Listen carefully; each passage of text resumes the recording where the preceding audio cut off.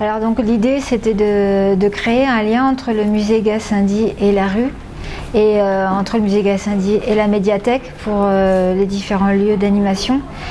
Sur la thématique du sol, on est parti du travail d'Herman de Vries, qui est un artiste qui a travaillé en land art beaucoup dans la région autour de Digne, qui a légué au musée Gassendi une énorme collection de terres colorées qu'il a glanées dans le monde entier, mais beaucoup dans la région autour de Digne.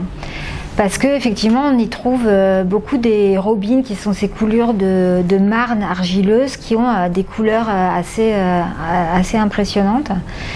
Et donc il en a fait, il y a une collection qui est installée dans une vitrine, et puis aussi il a utilisé ces terres pour faire des frottis, comme une palette de couleurs en fait. Donc moi je suis partie de cette vitrine dans laquelle j'ai choisi 7 échantillons. Avec, donc j'avais la couleur et j'avais le nom d'un lieu, et je suis partie dans le paysage à la recherche de ces couleurs avec juste comme indice le nom du lieu, et là où je les ai trouvées, j'ai regardé ce qu'il y avait dans le paysage, et j'ai relié ce que je voyais dans le paysage à des thématiques qu'on a travaillées par rapport à l'appel du sol, pour comprendre comment sont constitués les sols, comment est-ce qu'ils vivent, comment est-ce qu'ils sont abîmés et comment est-ce qu'ils sont reconstruits, qui sont vraiment les 4 thématiques principales. Et donc voilà, j'ai choisi 7 lieux et puis j'ai décliné à ma façon en mélangeant ma sensibilité, mon imaginaire, ce que je voyais. J'ai pas fait des représentations du paysage comme des natures mortes. Je me suis appuyée sur ce que je voyais pour raconter des choses, un petit peu comme si chaque tableau était une petite bande dessinée, quoi. Donc il y a 2 vitrines au bout de la rue de Lubac en montant, au début de la montée des prisons, et après dans une petite rue juste au bout de la rue de Lubac. Et de la médiathèque jusqu'à cette dernière vitrine, il y a des balises qui ont été peintes sur le trottoir dans la rue de Lubac et qui reprennent les couleurs de ces mêmes couleurs que j'ai utilisées, avec des ocres en fait. C'est peint avec des ocres, comme les tableaux aussi ont été peints avec des terres et des ocres. Si je les reliste, il y a la première qui parle de l'extraction. Ça part d'un lieu qui s'appelle Champs-Pourçain où il y avait des mines de gypse. Donc j'ai évoqué vraiment de la constitution de la région avec la roche-mère, puis les dépôts des océans et des fossiles et des sels marins et des argiles, des marnes qui se sont déposées couche après couche dans la région. Après, le deuxième tableau, il parle d'un site qui s'appelle Terre Noire, qui est une région où il y a des marnes noires et où la végétation apparaît petit à petit. Et on voit la façon dont les végétaux s'associent les uns aux autres pour reconstituer une couverture végétale. Et donc ça parle de ce qui se passe à la surface du sol et aussi sous la terre.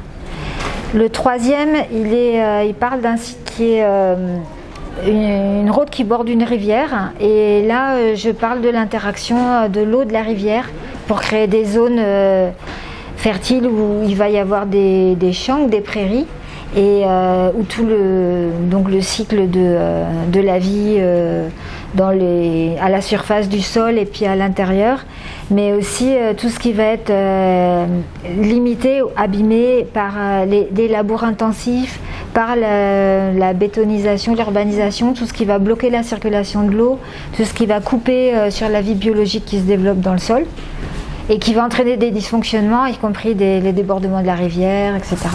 Les 4e et 5e tableaux, ils parlent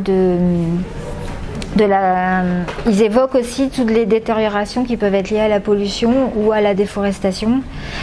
Donc le premier, il montre le rapport entre la montagne et l'eau qui va amener des alluvions, des sédiments, où il va y avoir aussi, comme on peut voir sur le site d'Esclangon, énormément de fossiles, et aussi donc les différentes couches des alluvions, mais aussi comment des îles se forment petit à petit avec le dépôt d'alluvions sur lesquelles la végétation se développe. Mais ça évoque aussi le fait que si c'est mal géré, ça peut être embourbé. S'il y a de la pollution, la pollution va s'accumuler. Et là où il peut y avoir de la vie, il peut y avoir au contraire une destruction, quoi. Et la destruction, elle est montrée dans les tableaux qui est en dessous, qui parlent d'une région qui a été abîmée par la déforestation intensive ou le lessivage de la terre par un surpâturage, des mauvaises pratiques agricoles, par la déforestation qui a entraîné aussi des coulures de terrain, des inondations. Donc là on voit que tout se désagrège. Voilà. Et puis on arrive à la fin donc à ces 2 tableaux qui sont ici à la médiathèque. Le premier qui parle de l'interaction des plantes avec la roche-mère. Donc c'est le grand cycle de constitution du sol, avec la formation progressive de l'humus. Et le dernier qui parle de la reconstruction du sol avec les engrais, les apports de fumier, le paillage, l'utilisation des engrais verts et puis la replantation d'endroits qui ont été complètement déforestés. Et la montagne qui, dans la région, a été à une époque extrêmement abîmée parce que les forêts ont été détruites. Et maintenant, il y a une reconstruction là, avec d'autres pratiques, quoi.